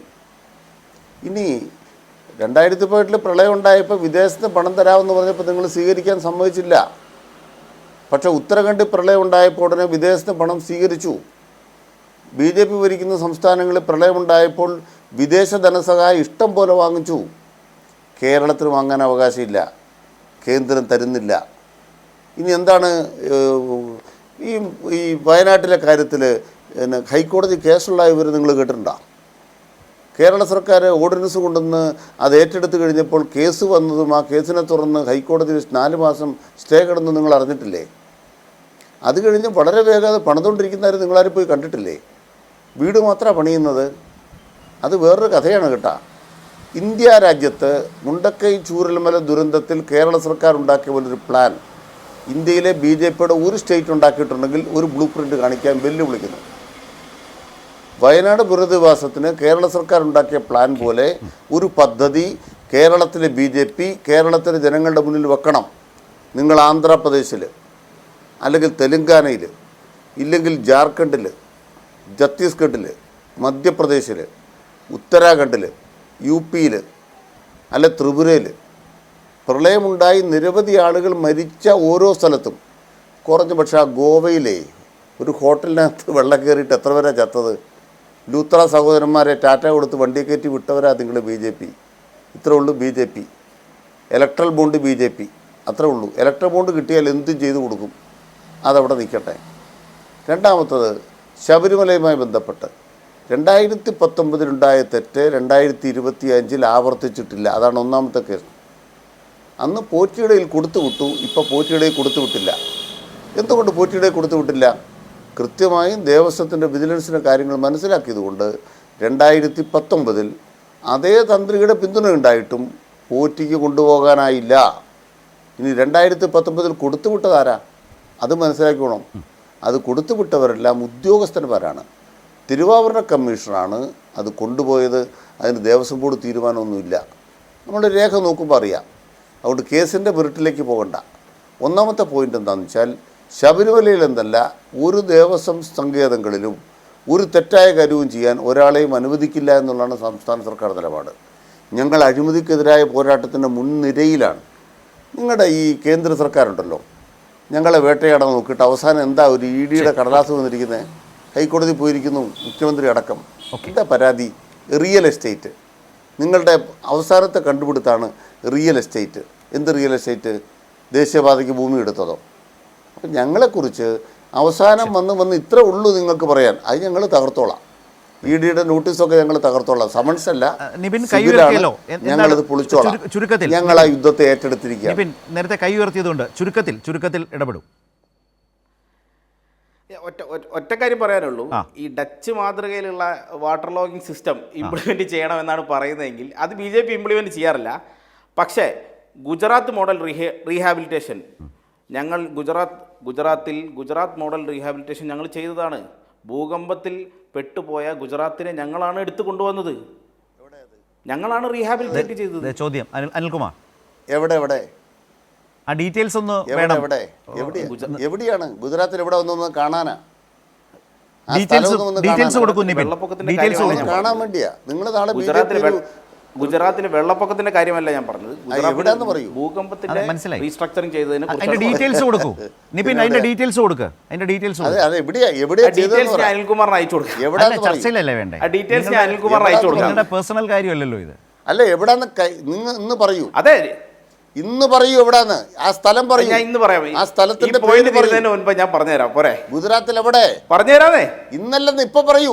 പറഞ്ഞുതരാന്നേ. ഇപ്പൊ പറയൂ. നിങ്ങൾക്ക് പറഞ്ഞുതരാന്നേ. അല്ലല്ല, ഞാൻ പറയട്ടെ. നിങ്ങൾ പ്രസ്താവിച്ചു. അതായത് ഞാൻ അനിൽകുമാറിനെ പോലെ വലിയൊരു എൻസൈക്ലോപീഡിയ അപ്പൊ നിങ്ങൾക്ക് അറിയില്ലാത്തൊരു സ്ഥലം. അതെ, ഞാൻ അനിൽകുമാറിനെ പോലെ വലിയൊരു എൻസൈക്ലോപീഡിയ അല്ലാത്തതുകൊണ്ട് എനിക്കൊന്ന് പരിശോധിച്ചതിന് ശേഷം വേണം പറയാൻ. അല്ല, പരിശോധിക്കാതെയാണോ ഇത് പറഞ്ഞത്? നിപിൻ, ഇത് പരിശോധിക്കാതെയാണ് പറഞ്ഞത്. ഗുജറാത്ത് ഇതൊന്നും മനസ്സിലാക്കാതെ സ്ഥലത്തിന്റെ പേരാണ് പറഞ്ഞത്. സ്ഥലത്തിന്റെ പേര് ശരത്ചന്ദ്രൻ. ഞാൻ ചോദിക്കട്ടെ എന്റെ കേസ് എന്താ വെച്ചാൽ, കേരളം രാജ്യത്തിന് മാതൃകയായി ഈ മുണ്ടക്കൈ ചൂരൽമല ദുരന്ത ബാധിതർക്ക് രാജ്യത്ത് തന്നെ ഇതാദ്യമായി ഒരു മോഡൽ ടൗൺഷിപ്പാണ് വെക്കുന്നത്. അപ്പോൾ അതിനെ ചലഞ്ച് ചെയ്യാൻ കഴിയുന്ന ഒന്ന് ഗുജറാത്തിലുണ്ടെന്ന് താങ്കൾ പറഞ്ഞാൽ സംഗതി മാറി. അത് കുറച്ചുകൂടി ഡീറ്റെയിൽഡ് ആയിട്ട് ഈ ചർച്ചയിൽ പറയാനുള്ള ഉത്തരവാദിത്വം താങ്കൾക്കുണ്ട്. കേരളത്തിന് ആ കോൺഫിഡൻസ് ഉണ്ട് പറയാൻ. അതാണ് അനിൽകുമാർ പറയുന്നതെങ്കിൽ. നിപിൻ പറഞ്ഞോളൂ. ശരത്ചന്ദ്രൻ, നിങ്ങൾ സ്ഥിരമായി BJP പ്രതിനിധികളെ മറ്റ് സ്റ്റേറ്റായിട്ട് കമ്പയർ ചെയ്യുന്ന ആളുകളാണെന്ന് കേരളത്തിൻ്റെ മുമ്പിൽ ധരിപ്പിക്കുന്ന ഏർപ്പാടൊന്നും എൻ്റെ അടുത്ത് വേണ്ട. എനിക്കെന്ത് പ്രശ്നം? നേരത്തെ അനിൽകുമാർ ചോദിച്ചു BJP എന്താണ് കേരളത്തിലെ ഈ 770 കോടിയിൽ BJP-ക്കാരും കൊടുത്തിട്ടുണ്ടെന്നേ പണം. ഞാനും കൊടുത്തിട്ടുണ്ട് പണം. BJP എന്ന രാഷ്ട്രീയ പാർട്ടി മുഖ്യമന്ത്രിയുടെ ദുരിതാശ്വാസ നിധിയിലേക്ക് പണം കൊടുത്തിട്ടുണ്ടോ? ചോദ്യം അതാണ് അദ്ദേഹത്തിന്റെ ചോദ്യം. ഞാനോ നിങ്ങളോ അല്ല, BJP കൊടുത്തിട്ടുണ്ടോ? അതാണ് അദ്ദേഹത്തിന്റെ ചോദ്യം. രാഷ്ട്രീയ പാർട്ടി BJP-യുടെ പ്രവർത്തകരോട് CMDRF-ലേക്ക് ഫണ്ട് കൊടുക്കാൻ പറഞ്ഞിട്ടുണ്ട്. അവർ കൊടുത്തിട്ടുണ്ട്.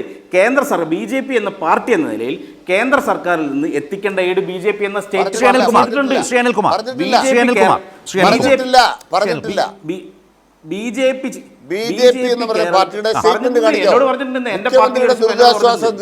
സംഭാവന ചെയ്യണം. ഞാൻ കൊടുത്തിട്ടുണ്ടെന്നേ.